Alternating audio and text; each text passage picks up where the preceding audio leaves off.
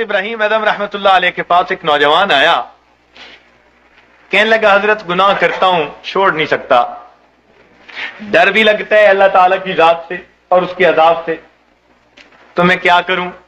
تو اللہ والوں کا دستور ہوتا ہے کہ یہ دھکے نہیں دیتے، یہ نفرت نہیں کرتے، یہ سینے سے لگاتے ہیں، یہ سمجھاتے ہیں، پیار کے انداز میں، محبت کے انداز میں بات سمجھاتے ہیں۔ تو حضرت نے اسے کہا ہاں ہاں میں تجھے ایک ترکیب بتاتا ہوں۔ وہ بڑا خوش ہو گیا کہ حضرت مجھے ترکیب بتائیں کہ میں گناہ بھی کرتا رہوں اور عذاب سے بھی بچ جاؤں۔ آپ نے فرمایا بھئی پہلی ترکیب تو یہ ہے کہ تو اگر گناہ کرتا ہے تو اللہ رب العزت کی نگاہوں کے سامنے گناہ کرنا چھوڑ دے، چھپ کے گناہ کیا کر۔ کہنے لگا جی میں اس کی نظروں سے چھپ کے گناہ تو نہیں کر سکتا۔ فرمان لگے اچھا ایک دوسرا طریقہ بتاتا ہوں، اور وہ طریقہ یہ کہ تو اللہ رب العزت کا رزق جو دیا ہوا ہے وہ کھانا چھوڑ دے، کہ نہ تمہارا دیا کھاتا ہوں نہ تمہاری بات مانتا ہوں۔ کہنے لگا جی اللہ کا دیا ہوا رزق کیسے کھانا چھوڑ دوں، یہ تو نہیں کر سکتا۔ فرمایا اچھا تیسرا طریقہ بتاتا ہوں کہ تم اللہ تعالیٰ کے ملک میں رہتے ہوئے اس کی نافرمانی کرتے ہو، تو یہ زمین و آسمان اللہ کا ملک ہے، اس کی ملک ہے، اس سے نکل کر گناہ کر لو۔ کہ جی میں کیسے نکل سکتا ہوں زمین و آسمان سے باہر؟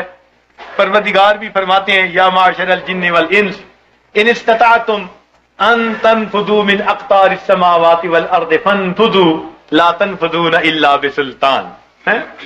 اور گڑھے کی مچھلیوں نکلو گے کسی دلیل سے نکلو گے۔ کدھر جاتے ہو؟ سنفرغ لکم ایھا الثقلان۔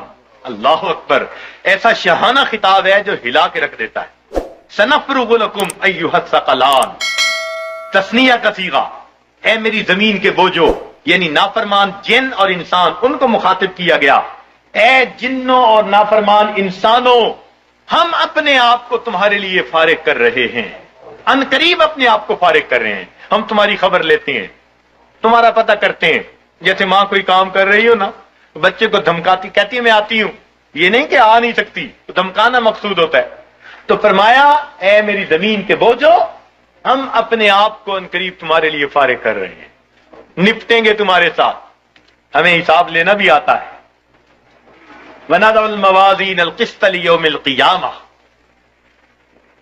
تو اس لیے وہ کہنے لگا جی کہ میں تو نہیں زمین و آسمان سے باہر جا سکتا۔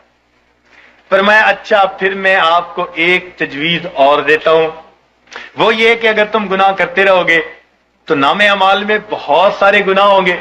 اب جب ملک الموت آئے گا تو اس وقت تم اسے کہنا کہ بھئی تھوڑی دیر انتظار کر لو تاکہ میں سچی توبہ کر لوں۔ کہنے لگا حضرت اس نے تو انتظار نہیں کرنی، جس سانس میں موت آنی ہے اس سے اگلا سانس بندہ نہیں لے سکتا۔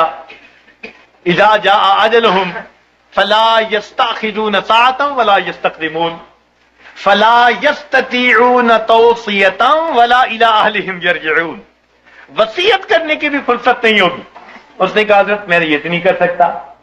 پر میں اچھا پھر ایک طریقہ اور بتا دیتا ہوں کہ جب تمہیں قبر میں لے جائیں گے اور منکر نکیر آئیں گے اور پوچھیں گے سوال و جواب، تو اس وقت منکر نکیر کو کہنا کہ میری قبر سے باہر نکل جاؤ۔ جیسے ہم نے گھروں پہ لکھوایا ہوتا ہے نا، بغیر اجازت اندر آنا منع ہے، نو ایڈمیشن وداؤٹ پرمیشن، تو تم بھی کہنا بھئی بغیر اجازت کیوں آئے؟ اس نے کہا جی وہ مجھ سے پوچھ کے تھوڑا آئیں گے۔ پر میں اچھا پھر ایک آخری بات باقی رہ گئی، وہ تجویز بتاتا ہوں۔ اس نے کہا کون سی؟ کہ قیامت کے دن جب تمہارے گناہ اللہ رب العزت کے حضور پیش کیے جائیں گے اور اللہ تعالیٰ تمہیں جہنم جانے کا حکم دیں گے اور فرشتے پکڑ کے لے جانے لگیں گے، تو ضد کر کے کھڑا ہو جانا میں نہیں جاتا۔ اس نے کہا حضرت فرشتوں کے سامنے میری کیا حیثیت ہے کہ میں کہوں میں نہیں جہنم میں جاتا؟ جب اس نے کہا میری کیا حیثیت ہے تو اس وقت فرمایا، اس وقت اس کو ٹھوکر لگائی، فرمایا کہ اے دوست جب تو ان میں سے کچھ بھی نہیں کر سکتا تو اپنے رب کی نافرمانی ہی کیوں کرتا ہے؟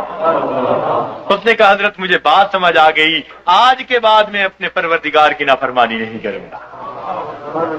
تو یہ اللہ والوں کے سمجھانے کا انداز ہوتا ہے، وہ اچھے انداز میں بات سمجھاتے ہیں۔ تو اس نے گناہوں کو چھوڑنے کا فیصلہ کر لیا۔